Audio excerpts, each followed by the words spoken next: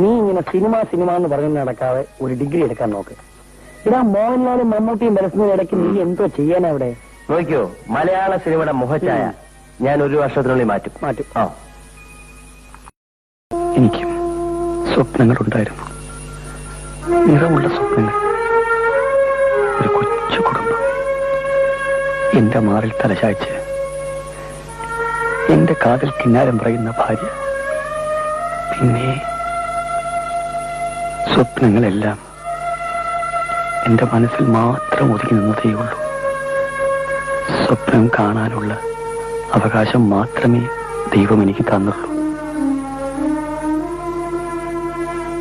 ഓരോ നിമിഷവും ഒരു ശത്രുവിനെ പോലെ കടന്നു വന്നു. മരണം എപ്പോഴും എന്റെ തൊട്ടുപുറകിലുണ്ടായിരുന്നു. നിങ്ങളോടൊത്തിരുന്ന് പൊട്ടിച്ചിരിക്കുമ്പോഴെല്ലാം ഉള്ളിന്റെ ഉള്ളിൽ ഞാൻ കരയുകയായിരുന്നു. മരിക്കാനുള്ള പേടി കൊണ്ടല്ല, നിങ്ങളെയൊക്കെ വിട്ടുപോകേണ്ടി വരുമല്ലോ എന്ന ദുഃഖമായിരുന്നു മനസ്സ് നിറയെ.